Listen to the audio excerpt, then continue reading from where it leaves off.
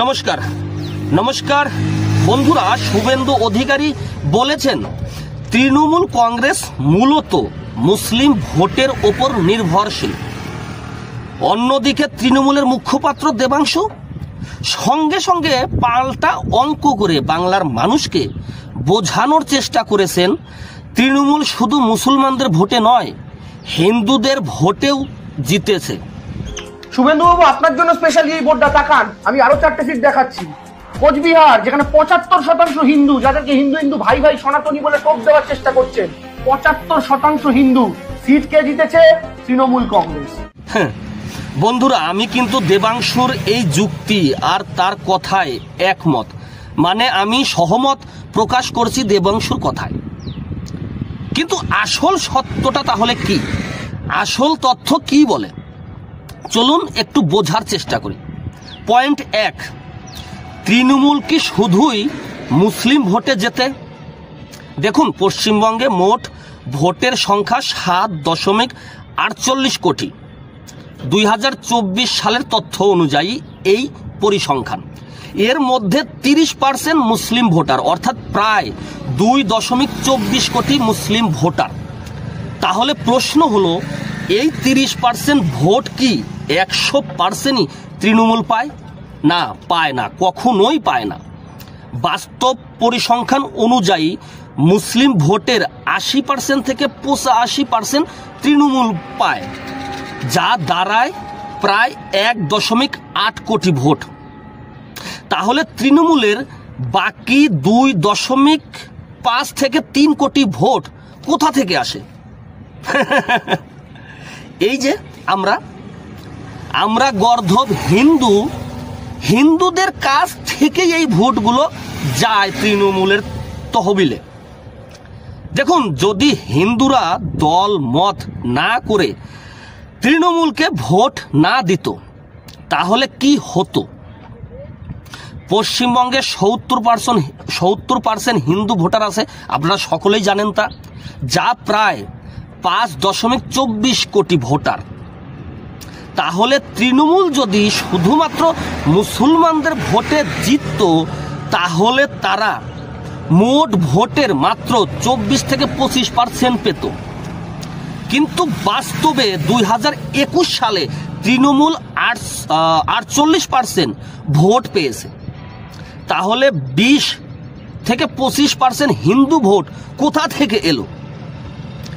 এটাই আসল সত্য, তৃণমূলকে হিন্দুরাই ক্ষমতায় বসিয়েছে। আর ঠিক এইখানেই একটা বড় প্রশ্ন, তা হলো হিন্দুদের ভোট বিভক্ত কেন হয়? নাম্বার 1, জাতপাতের রাজনীতি। কেউ ভাবছে আমি রাজবংশী, কেউ ভাবছে আমি নমশূদ্র, কেউ ভাবছে আমি ব্রাহ্মণ। কিন্তু মুসলিমদের মধ্যে কোনো জাত ভেদ আছে কি? নেই।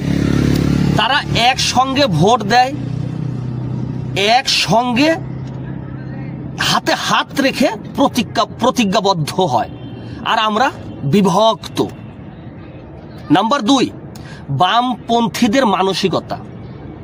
অনেকে আজও ভাবে তৃণমূল সিপিএম এক নয়, অথচ বাম ভোটের বড় একটা অংশ এখন তৃণমূলে চলে গেছে। কিন্তু বামপন্থী কিছু হিন্দু আজও বিভ্রান্ত। হ্যাঁ বন্ধু, আজও বিভ্রান্ত। নাম্বার 3, লোকাল নেতাদের ব্যক্তিগত লাভ। হিন্দু নেতারা নিজেদের স্বার্থের জন্য বিজেপির বিপক্ষে যায় বা যে কোনো রাজনৈতিক দলের বিপক্ষে গিয়ে তৃণমূলের পক্ষে যায়, অথচ মুসলমান নেতারা দলগত স্বার্থ দেখে। ফলে হিন্দুদের নেতৃত্ব সব সময় দুর্বল থাকে।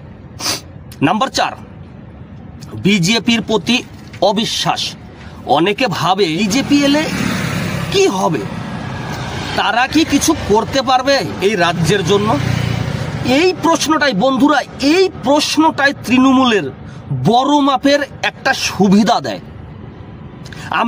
আমি আপনাদের একটা বাস্তব উদাহরণ দেই। মুসলিম ভোট কিভাবে ঐক্যবদ্ধ হয়? আপনারা জানেন 2006 সালের ভোটে মুসলিমদের বড় বড় একটা অংশ সিপিএমকে ভোট দিয়েছিল, কিন্তু তারাই পরে 2011 সালে একসঙ্গে তৃণমূলের দিকে ঘুরে যায়, কনভার্ট হয়ে যায়।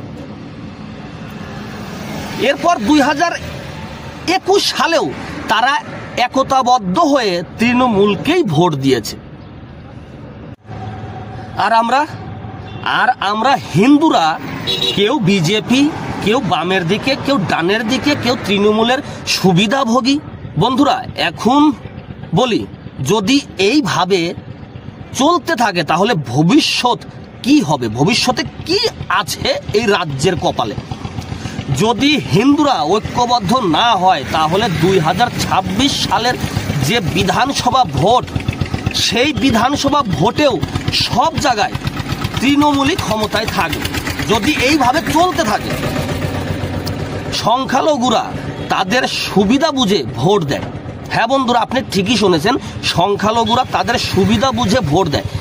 কিন্তু হিন্দুরা দল মত জাত পাতের নামে বিভক্ত হয়ে নিজেদের সর্বনাশ নিজেরাই করছে, নিজেদের পায়ে কুড়োল নিজেরাই মারছে। যারা ভাবে তৃণমূল আমাদের ভালো রাখবে, তারা 2021 পর মুসলিম তোষণ, হিন্দুদের ওপর আক্রমণ, গৃহহীন হিন্দুদের দুর্দশা, এসব দেখেও না দেখার ভান করে চুপচাপ বসে থাকে। বন্ধুরা, আমাদের হিন্দুদের মূল সমস্যা কোথায় জানেন? যতক্ষণ পর্যন্ত নিজের পাছায় বাড়ি না পড়বে ততক্ষণ আমরা কেউ ঘুম থেকে উঠব না। ধরুন, আমার পাশের বাড়ির কাউকে অত্যাচার করা হচ্ছে, আমার গ্রামের কাউকে মারধর করা হচ্ছে, আমি তা দেখেও দেখব না, না দেখার ভান করে থাকব। কারণ আমার সাথে তো হচ্ছে না, আমি কেন মিছেমিছি কারো ঝামেলায় নিজেকে জড়িয়ে ফেলবো? অপরদিকে মুসলমান ঠিক তার উল্টো, সবাই সবার পাশে ঐক্যবদ্ধ হয়ে দাঁড়িয়ে পড়ে।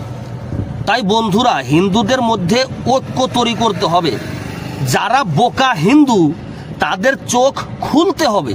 হিন্দুদের এটা বুঝতে হবে, তৃণমূলের আসল শক্তি হিন্দুদের বিভক্ত।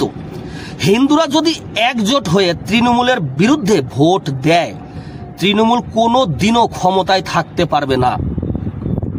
বন্ধুরা, আমি কারো চটি চাটতে আসিনি, আমি কারো দালালিও করব না, আমি সত্য বলবো, তোমার জন্য বলবো।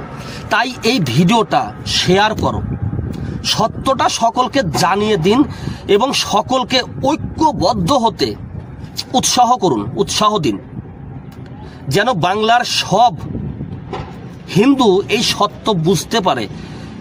দেবাংশু সঠিক কথাটাই বলেছে, দেবাংশু সঠিকভাবে বুঝিয়ে দিয়েছে তৃণমূলকে হিন্দুরা ভোট দেয়, আর হিন্দুদের ভোট ছাড়া কখনোই তৃণমূল জিততে পারবে না। তাই এই ভিডিওটা শেয়ার করুন আর আপনার মূল্যবান মতামত কমেন্ট করে জানান। আপনি ভালো থাকবেন, সুস্থ থাকবেন, নিজের খেয়াল রাখবেন। নমস্কার।